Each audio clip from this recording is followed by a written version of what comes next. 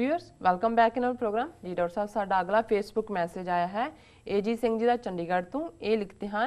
गुरबख्श सिंह वालों बंदी सिंघां की रिहाई लई कीते जा रहे संघर्ष उपर Punjab and Haryana high court के वकील नवकिरण सिंह ने बहुत जरूरी कानूनी जानकारी दी है जो सांझी करनी बनती है। वो ये है कि सिंघां की रिहाई के मुद्दे ते सियासत की जा रही है। सारे जानते हैं कि जदों तमिलनाडु की मुख मंत्री जयललिता ने राजीव गांधी की मौत के केस च उम्र कैद कट रहे कैदियों को छड्डिया सी उदों सुप्रीम कोर्ट ने किसी भी राज सरकार वालों उम्र कैद की सज़ा कट रहे कैदियों की रिहाई करने पर रोक लगा दी सी। सीधा कहा जाए तो राज सरकार वालों किसी उम्र कैद कट रहे कैदी को छड्डण ते सुप्रीम कोर्ट वालों रोक लगी हुई है। राजीव गांधी की हत्या के केस च कैदियों की रिहाई को चुनौती दिंदियां यूनियन ऑफ इंडिया ने 9 जुलाई 2014 ਨੂੰ ਇਹ फैसला दिता सी। सुप्रीम कोर्ट ने सारिया राज सरकारां ਨੂੰ ਇਹ नोटिस जारी किया सी। इस बारे अपने विचार दिओ जी डॉक्टर साहब। सर अमरजीत सिंह चंडीगढ़ जिन्होंने सानू लिखे उन्होंने बहुत बहुत शुक्रिया। अक्सर लिखते रहते हैं, पिछले दिनों भी उन्होंने monument of injustice Dalip Singh film के उत्ते जी उन्होंने बनाई है उस उत्ते भी उन्होंने सानू लिखा सी। होर भी उन्होंने हमेशा साडे नाल जानकारी साझी होंदी रहिंदी जी, क्योंकि पिछले दिनों ही फेसबुक के उत्ते भी और जिसका चर्चा हुण अखबार च भी होया नवकिरण सिंह जिहड़े सीनियर एडवोकेट ने पंजाब हरियाणा हाई कोर्ट के लॉयर्स फॉर ह्यूमन राइट्स नाल भी संबंधित ने, उन्होंने ये टिप्पणी की कि भाई गुरबख्श सिंह होरां वल्लों जिहड़ा मुद्दा रखा गया है कि जेलों च बंद लंबे समय तो जिहड़े सिख कैदी ने ਜਿਹੜੇ ਆਪਣੀਆਂ ਸਜ਼ਾਵਾਂ ਭੋਗ ਚੁੱਕੇ ਨੇ ਉਹਨਾਂ ਦੀ ਰਿਹਾਈ ਹੋਏ। ਉਹਨਾਂ ਨੇ ਕਿਹਾ ਵੀ ਸਭ ਇਹ ਬਿਆਨਬਾਜ਼ੀਆਂ ਸਿਆਸੀ ਨੇ, ਇਹਨਾਂ ਨੂੰ ਜਾਂ ਤਾਂ ਇਹ ਜਾਣ ਬੁੱਝ ਕੇ ਇਵੇਂ ਕਰ ਰਹੇ ਨੇ ਤੇ ਜਾਂ ਇਹਨਾਂ ਨੂੰ ਪਤਾ ਹੀ ਨਹੀਂ ਹੈ ਵੀ ਉਹਨਾਂ ਦੀ ਕਾਨੂੰਨੀ ਸਥਿਤੀ ਕੀ ਹੈ ਜੀ। ਸੋ ਜਿਸ ਗੱਲ ਦਾ ਇਹਨਾਂ ਨੇ ਹਵਾਲਾ ਦਿੱਤਾ ਹੈ ਕਿਉਂਕਿ ਉਹਨਾਂ ਦੀ ਲਿਖਤ ਨੂੰ ਹੀ ਉਹਨਾਂ ਨੇ ਆਧਾਰ ਬਣਾ ਕੇ ਲਿਖਿਆ ਹੈ ਅਮਰਜੀਤ ਸਿੰਘ ਹੋਰਾਂ ਨੇ, ਉਹਨਾਂ ਨੇ ਕਿਹਾ ਕਿ ਜਦੋਂ ਜੈ ਲਲਿਤਾ ਤਮਿਲਨਾਡੂ ਦੀ ਸਰਕਾਰ ਵੱਲੋਂ राजीव गांधी दे क्योंकि ये फैसला आया तो प्रोफैसर दविंदरपाल सिंह भुल्लर के कॉन्टैक्स दे विच सी, सुप्रीम कोर्ट के वलों दिता गया जी कि भाई उन्हां दी उम्र कैद जिहड़ी है फांसी उम्र कैद कन्वर्ट होए और नाल ही उन्होंने फांसी की सज़ा के खिलाफ जिस किस्म का दिता है उन्होंने आधार बना के जिहड़ा जयललिता ने राजीव गांधी कतलकांड दे विच जिहड़े दोषी ने तमिलनाडु की जेल च उन्हों की फॉरन रिहाई का हुक्म दिता सी। हुण इत्थे एक बड़ी टैक्नीकल जी एक फाइट है जिन्हों यूनियन गवर्नमेंट अपने मुफाद लई वरत रही है। संविधान दे विच जिहड़ा लॉ एंड ऑर्डर है कानून व्यवस्था ये स्टेट सबजैक्ट है, किनूं फड़ना है किनूं छड्डना है। ईवन जे जून 84 दे विच फौज भी आई तो सिविल एडमिनिस्ट्रेशन पहला पंजाब का गवर्नर बेशक उदों सरकार कैंसल की जी है वो डिसमिस की हुई सी, गवर्नर ने ही इनवाइट किया टैक्नीकली। और जे उन्हें फौज ने जिले च भी वड़ना सी तो अमृतसर के डिप्टी कमिश्नर की अप्रूवल जरूरी सी, उहदे बिना फौज नहीं सी आ क्योंकि लॉ एंड ऑर्डर स्टेट का सबजैक्ट है। उस वेले गुरदेव सिंह बराड़ डिप्टी कमिश्नर सी, उन्होंने ना कर दी, उन्होंने छुट्टी से भेज दिता है और सरबजीत सिंह ने साइन किए डीसी ने तो फौज जिहड़ी अमृतसर जिले दे विच दाखिल हुई और उन्होंने जिहड़ा है वो हमला किया। सो इसे तरह जिहड़ा स्टेट सबजैक्ट जिहड़ा लॉ एंड ऑर्डर है स्टेट का सबजैक्ट। हुण इन्होंने टैक्नीकल नुकता की लभ्या है कि CBI जिहड़ी क्रिमिनल ब्यूरो इन्वेस्टिगेशन एजेंसी है, क्योंकि ये सेंटर की एजेंसी है तो जिहड़े केसां की पड़ताल जां जिहड़े केसां दे विच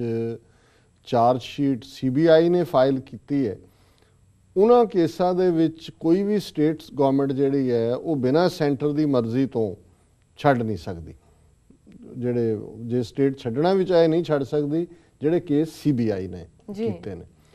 हुण इहदे थल्ले होया भी जदों ही सुप्रीम कोर्ट का डिसीजन डैथ सेंटेंस के अगेंस्ट आया जयललिता ने छड्डिया ऑर्डर किते भी छड्ड दिओ तो यूनियन गवर्नमेंट मनमोहन सिंह की सरकार सी वो फॉरन क्योंकि हुण सोनिया गांधी किंग मेकर सी उहदे जिहड़ा राजीव गांधी दे हत्यारे सी फॉरन यूनियन गवर्नमेंट सुप्रीम कोर्ट दे विच गई कि जी ये क्योंकि इस केस दे विच CBI इनवॉल्व सी और इसलिए ये यूनीलैटरली स्टेट गवर्नमेंट नहीं छड्ड सकती, इहदे लई सेंटर की परमिशन जरूरी है। तो 9 जुलाई 2014 नूं सुप्रीम कोर्ट ने ये पाबंदी ला दी, अजे उहदे अंडर हीयरिंग है सुप्रीम कोर्ट के सामने ਕਿ ਜੀ ਉਹਦੇ 'ਚ ਸਟੇਟ ਗਵਰਨਮੈਂਟ ਨਹੀਂ ਛੱਡ ਸਕਦੀ। ਹੁਣ ਨਵਕਿਰਨ ਸਿੰਘ ਹੋਰਾਂ ਨੇ ਇਹੀ ਪਲੀ ਲਈ ਹੈ ਕਿ ਇਹ ਜਿਹੜੇ ਸਿੰਘ ਜਿਨ੍ਹਾਂ ਦੀ ਰਿਹਾਈ ਦੀ ਮੰਗ ਕੀਤੀ ਜਾ ਰਹੀ, ਹੁਣ ਬੇਅੰਤ ਸਿੰਘ ਕੇਸ ਵੀ ਜਿਹੜਾ ਉਹ CBI, ਇਸੇ ਤਰ੍ਹਾਂ ਬਹੁਤ ਸਾਰੇ ਜਿਹੜੇ ਟਾਡਾ ਕੇਸ ਨੇ, ਟਾਡਾ ਸੈਂਟਰਲ ਕਾਨੂੰਨ ਸੀ, ਟੈਰਰਿਸਟ ਐਂਡ ਡਿਸਰਪਟਿਵ ਐਕਟੀਵਿਟੀਜ਼ ਐਕਟ, ਉਹਦੇ ਥੱਲੇ ਨੇ। ਸੋ ਉਹਨਾਂ ਦਾ ਇਹ ਕਹਿਣਾ ਹੈ ਕਿ ਭਾਈ ਇਹ ਗੱਲ ਗਲਤ ਹੈ ਜੇ ਸਟੇਟ ਗਵਰਨਮੈਂਟ ਚਾਹੇ ਵੀ ਛੱਡਣਾ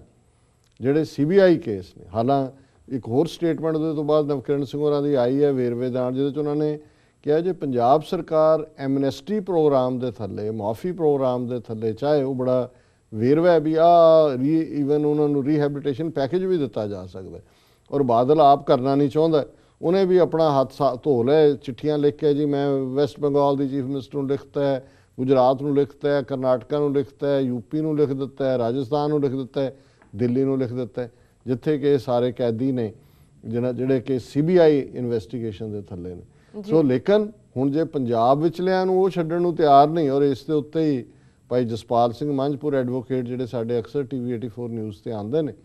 ਉਹਨਾਂ ਨੇ ਵੀ ਇੱਕ ਆਰਟੀਕਲ ਲਿਖਿਆ ਬੜੇ ਵੇਰਵੇ ਨਾਲ। ਉਹਨਾਂ ਨੇ ਲਿਸਟ ਦਿੱਤੀ ਕਿ ਪੰਜਾਬ ਦੀਆਂ ਜੇਲ੍ਹਾਂ 'ਚ ਕਿਹੜੇ ਨੇ। ਉਹਨਾਂ ਨੇ ਲਿਖਿਆ ਕਿ ਅਵਰ ਉਪਦੇਸੈ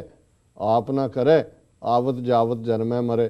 ਕਿ ਵੀ ਬਾਦਲ ਹੁਣ ਦੂਜਿਆਂ ਨੂੰ ਤਾਂ ਉਪਦੇਸ਼ ਦੇ ਰਿਹਾ, ਆਪ ਤਾਂ ਕੁਝ ਕਰਦਾ ਨਹੀਂ ਹੈ। ਸੋ ਅਸੀਂ ਸਮਝਦੇ ਹਾਂ ਕਿ ਨਵਕਿਰਨ ਸਿੰਘ ਹੋਰਾਂ ਨੇ ਟੈਕਨੀਕਲ ਨੁਕਤੇ ਤੋਂ, ਕਾਨੂੰਨੀ ਨੁਕਤੇ ਤੋਂ ਜੀ ਠੀਕ ਗੱਲ ਕੀਤੀ ਹੈ, ਔਰ ਇਹੀ ਕਾਰਨ ਹੈ ਕਿ ਹੁਣ ਜਦੋਂ ਬਿਆਨਬਾਜ਼ੀਆਂ ਦਾ ਦੌਰ ਖਤਮ ਹੋਇਆ ਤੇ ਹੁਣ ਜਿਹੜੇ ਜਥੇਦਾਰ ਅਕਾਲ ਤਖਤ ਵੀ ਕਹਿ ਰਹੇ ਨੇ, ਸ਼੍ਰੋਮਣੀ ਕਮੇਟੀ ਪ੍ਰਧਾਨ ਨੇ ਵੀ ਕਿਹਾ ਕਿ ਜੀ ਅਸੀਂ ਸੀਨੀਅਰ ਵਕੀਲਾਂ ਦੀ ਜਿਹੜੀ ਹੈ ਉਹ ਮਦਦ ਲੈ ਰਹੇ ਔਰ ਗੁਰਬਖਸ਼ ਸਿੰਘ ਵਰਤ ਛੱਡ ਦੇ, ਕਿਉਂਕਿ ਇਹ ਕੰਮ ਕਾਨੂੰਨੀ ਤੌਰ ਤੇ ਹੋਣਾ। ਹੁਣ ਜੇ ਇਹੀ ਕਾਨੂੰਨੀ ਕਾਰਵਾਈ ਸਾਲ ਪਹਿਲਾਂ ਜਦੋਂ ਕਿ ਜਥੇਦਾਰ ਅਕਾਲ ਤਖਤ ਨੇ ਇਕਰਾਰ ਕਰਕੇ ਵਰਤ ਛਡਾਇਆ, ਉਦੋਂ ਸੀਨੀਅਰ ਵਕੀਲ ਉਹਨਾਂ ਦੇ ਕੇਸਾਂ ਨੂੰ ਲੈ ਕੇ ਜਿਨ੍ਹਾਂ ਨੂੰ ਉਮਰ ਕੈਦ ਹੈ, ਔਰ ਬੇਸ਼ੱਕ CBI ਦੇ ਥੱਲੇ ਹੀ ਹੈ, ਸੁਪਰੀਮ ਕੋਰਟ ਦੇ ਵਿੱਚ ਉਸ ਜਿਹੜੀ ਉਹਨੇ ਰੋਕ ਲਾਈ ਹੈ ਉਹਨੂੰ ਤੁੜਵਾਉਣ ਦੇ ਲਈ ਜਾਂਦੇ, ਔਰ ਦੂਜੀਆਂ ਸਟੇਟਾਂ ਵੀ ਨਾਲ ਲੱਗ ਜਾਂਦੀਆਂ ਕਿ ਭਾਈ ਇੱਕੋ ਇੱਕ ਚੀਜ਼ ਸਾਡੇ ਕੋਲ ਲਾ ਐਂਡ ਆਰਡਰ ਹੈ, ਬਾਕੀ ਤਾਂ ਬਹੁਤ ਸਾਰੇ ਹੱਕ ਪਹਿਲਾਂ ਹੀ ਸੈਂਟਰ ਨੇ ਖੋਏ ਹੋਏ ਨੇ, ਉਹਦੇ ਥੱਲੇ ਵੀ ਤੁਸੀਂ ਸਾਡੀ ਪਾਵਰ ਯੂਸਰਪ ਕਰ ਰਹੇ ਹੋ, ਤੇ ਕਹਾਣੀ ਹੋਰ ਹੋਣੀ ਸੀ। ਹੁਣ ਇਹਦੇ 'ਚ ਕੋਈ ਸ਼ੱਕ ਨਹੀਂ ਹੈ, ਇੱਕ ਪਾਸੇ ਤਾਂ ਵੈਸੇ ਹੀ ਰੋਕ ਲੱਗੀ ਹੋਈ ਹੈ ਸੁਪਰੀਮ ਕੋਰਟ ਰਾਹੀਂ, ਤੇ ਵੈਸੇ ਵੀ ਜਿਹੜਾ ਸੈਂਟਰ ਗਵਰਨਮੈਂਟ ਨੇ ਜਿਹੜੀ ਹੈ ਇਹਦੇ ਤੇ ਲਾਈਨ ਹੋਮ ਮਿਨਿਸਟਰੀ ਨੇ ਲੈ ਲਈ ਹੈ, ਅਸੀਂ ਅੱਗੇ ਜਾ ਕੇ ਜ਼ਿਕਰ ਕਰਾਂਗੇ ਕਿ ਉਹਨਾਂ ਨੇ ਛੱਡਣ ਤੋਂ ਨਾ ਕਰ ਦਿੱਤੀ ਹੈ। ਸੋ ਅਸੀਂ ਸਮਝਦੇ ਹਾਂ ਵੀ ਨਵਕਿਰਨ ਸਿੰਘ ਹੋਰੀ ਬੇਸ਼ੱਕ ਕਈ ਵਾਰ ਉਹਨਾਂ ਦਾ ਕ੍ਰਿਟਿਸਿਜ਼ਮ ਹੁੰਦਾ ਹੈ ਕਿਉਂਕਿ ਉਹ ਬੜੀ ਕੋਰੀ ਜਿਹੀ ਗੱਲ ਕਰ ਦਿੰਦੇ ਨੇ, ਲੇਕਿਨ ਉਹ ਹਮੇਸ਼ਾ ਕਾਨੂੰਨ ਦੇ ਦਾਇਰਾ ਕਾਰ 'ਚ ਰਹਿੰਦਿਆਂ ਗੱਲ ਕਰਦੇ ਨੇ, ਔਰ ਉਹਨਾਂ ਦਾ ਇਹ ਨੁਕਤਾ ਇਸ ਦੇ ਵਿੱਚ ਵਜ਼ਨ ਜਾਪਦਾ ਹੈ ਕਿ ਅਲਟੀਮੇਟਲੀ ਇਹ ਜਿਹੜੀ ਫਾਈਟ ਹੈ ਇਹ ਲੀਗਲ ਹੋਣੀ ਹੈ, ਔਰ ਲੀਗਲ ਦੇ ਵਿੱਚ ਵੀ ਅਲਟੀਮੇਟਲੀ ਜੱਜ ਉਹਨਾਂ ਦੇ ਬੈਠੇ ਨੇ, ਨਿਕਲੇਗਾ ਜਾਂ ਕੁਝ ਨਹੀਂ ਨਿਕਲੇਗਾ, ਲੇਕਿਨ ਇਹ ਜਿਹੜੀ ਬਾਕੀ ਬਿਆਨਬਾਜ਼ੀ ਹੈ ਇਸ ਦਾ ਕੋਈ ਬਹੁਤਾ ਮਤਲਬ ਨਹੀਂ ਹੈ। ਜੀ ਡਾਕਟਰ ਸਾਹਿਬ ਬਿਲਕੁਲ। ਸਾਡਾ ਅਗਲਾ ਜੀ ਇਹਨਾਂ ਦਾ ਸ਼ੁਕਰੀਆ ਅਮਰਜੀਤ ਸਿੰਘ ਜੀ ਦਾ। ਜੀ ਡਾਕਟਰ ਸਾਹਿਬ ਇਸ ਨਾਲ ਲੈਂਦੇ ਆ ਬ੍ਰੇਕ। ਵੀਅਰਸ ਤੁਸੀਂ ਸਾਨੂੰ ਇਸ ਤਰ੍ਹਾਂ ਬਣੇ ਰਹੋ, ਮਿਲਦੇ ਆ ਛੋਟੇ ਜਿਹੇ ਬ੍ਰੇਕ ਤੋਂ ਬਾਅਦ।